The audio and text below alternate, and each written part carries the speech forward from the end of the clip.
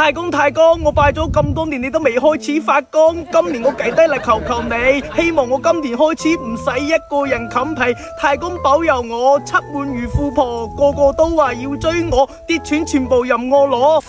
4-5個保姆專門服侍我，喺香港住洋樓養番狗，公司到處有，土地最低1萬幾千畝。如果真係保佑得到，明年請翻幾十條女嚟跳舞蹈，開埋台直升飛機嚟報道，幾北京嘅燒豬根本唔使憂。太公保佑啊保佑啊，呢鑊嘢係真係死睇你噶啦！阿仔你咁許願我都睇唔落去啊！你太公係死咗，佢唔係神仙啊！你咁搞法，今晚太公連夜都走佬啊！走去邊啊？我即刻翻去攞條牛繩嚟綁住佢。你做衰嘢啊！你同我翻嚟，你居然違咗願喎，連太公都咁講係嘛？阿媽，我想買部蘋果15，想咪買咯，但係我差咗少少啊，差幾多啊6000。6000呀，咁買啦。真係噶？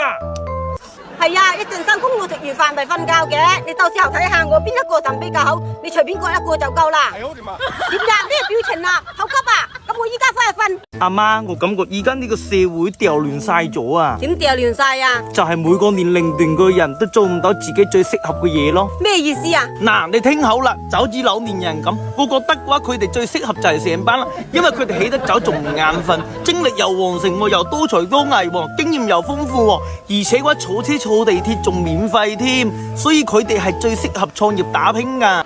仲有中年人，佢哋最適合就係返學讀書，因為佢哋成日都後悔讀書讀得少，當時冇好好讀大學，嚟唔及拍拖，所以佢哋就應該喺學校讀書返學，好好拍下拖。最後係後生仔，後生仔最適合去養老院，因為佢哋咩都唔做，俾一部手機佢，成日都可以唔食飯嘅。最關鍵嘅係後生仔喺養老院冇咩事做，仲可能生多幾個細路仔出嚟，直接解決咗人口呢個問題。等老咗之後先再去上班，形成一個閉環，你話啱唔啱啊？阿仔，你講得好似又啱喎。阿仔，你勤力啲揾錢啦，你仲要揾女朋友噶，到時候人哋問你有冇樓，你點搞啊？我咪話我老豆老母有咯。咁人哋問你有冇車呢？我咪話我老豆老母有咯。咁人哋問你有冇存款呢？我咪話我老豆老母有咯。咩都話你老豆老母有，咩都靠你老豆老母。咁人哋問你自己有咩呢？我有我老豆老母咯。問你都多鳩嘅。阿仔，點解你哋後生仔大部分人買車買樓都係要靠父母噶？你哋打工啲錢呢？我哋打工啲錢邊存得到噶？點會存唔到噶？咁我哋又存得到？點同啊，阿媽？嗱，就好似呢支薯咁，話係長白山天然個抗甜薯10蚊嘅一支。如果係你嘅話，你會唔會試啊？我先唔試喎，黐線㗎咁貴。咁咪係咯，你聽到10蚊雞一支嘅薯，你第一反應就係黐線㗎咁計。我哋嘅第一反應就係，哇，試試好喎。你哋景學就自己煲水嚟飲，我哋景學就買咖啡奶茶飲。你哋嘅手機係用到爛先捨得換嘅，我哋係一出新款嘅話就想換嘅。你哋話再苦嘅話都唔可以俾啲仔女捱苦，我哋嘅話再苦都唔可以俾自己捱苦。你哋一發工資就即刻存起身，以備不時之需；而我哋一發工資嘅話就話去賀賀佢食餐好嘅。你哋煮飯只用一個鑊，而我哋嘅話唔煮飯，反而嘅話咩炒鑊啊、燉鑊啊、空氣炸鑊，樣樣都買齊。你話我哋有冇可能會存到錢啊？所以話你哋係踏實咁過一世，而我哋只不過係快樂咁過一陣。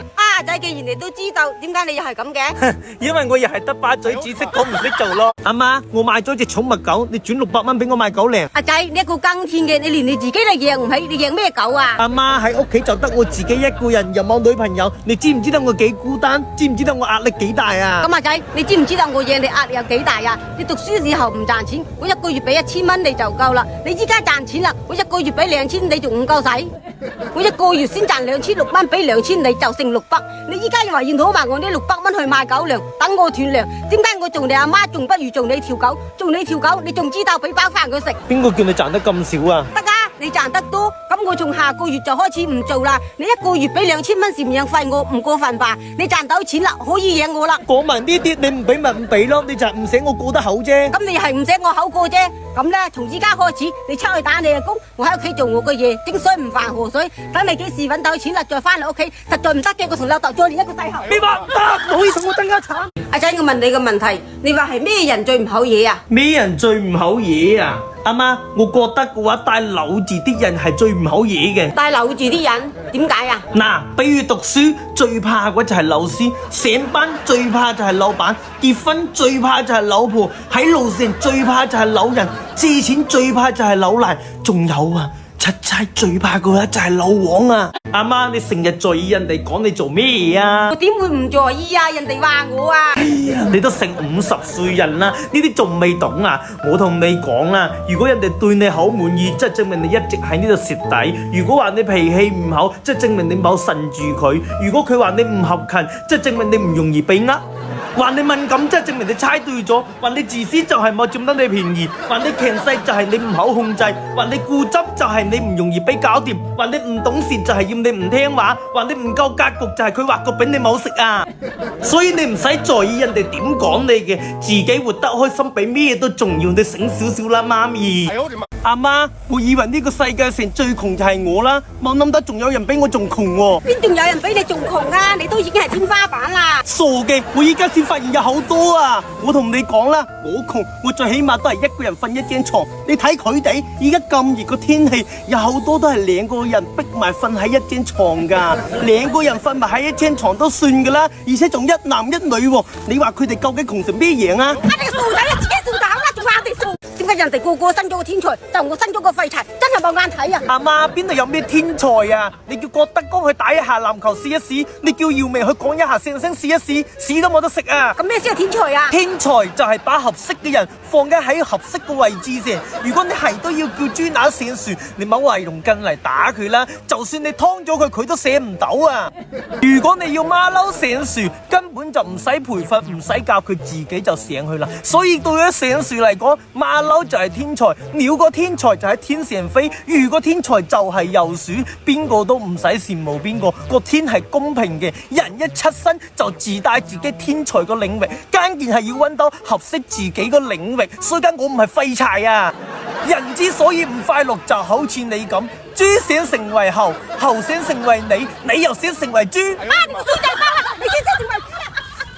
阿仔，你依家先啦，都幾點啦？有錢執都輪唔到你啦！你冇聽講過走起嘅鳥先有蟲食嘅咩？聽講過啊，但係阿媽你唔好唔記得喎，走起個蟲佢都係被鳥食嘅。如果你係鳥，走起就得；如果你係蟲，走起唔係相當於送死咩？又係喎，咁你係蟲定係鳥啊？我唔知啊，又似蟲又似鳥，所以分唔清嘅時候，最好就先躺平。因為俗語都有講啦，放棄唔啱，努力就白費。有時候做嘅仲不如唔做，而且個壓力不一定成為動力，有可能仲成為病力啊！哎呀，係咁，你先翻去先啦。哦，阿媽，我頭先買咗彩票，如果我中咗400萬，到時候你想要咩嘢，我都可以滿足你。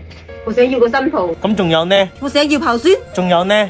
冇啦，夠啦。阿媽，談情說愛，傳宗接代呢啲係必須嘅，呢啲係小事嚟嘅之嘛。我主要仲係想你過上好日子，我老豆俾唔到你嘅，以後嘅話我全部都補翻俾你。其實我都知道你最缺嘅話就係陪伴，你放心。等到時候嘅話，我幫你辦個護照，帶你去全世界旅遊。就係得啦，有你呢份心意就夠啦。阿媽，呢啲算咩㗎？我個命都係你俾我嘅，以後我有咩嘅我都可以俾你。但阿媽，你可唔可以先轉3000蚊俾我還一還車貸先啊？咩話？你最低加講咁多就淨得我銀紙。阿仔過嚟。做咩啊？你去先睇做咩要吹牛逼啊？媒人婆都打咗電話俾我啦，你吹咩唔好啊？係都要吹你媽我有6頭房。而家好啦，搞到全村人都知道晒，我邊度有6頭房啊？你企喺度做咩啊？你快講啦，我邊度有6頭房啊？當面一頭，背後一頭，左一頭，右一頭咯。咁仲有2頭添呢？講一頭做一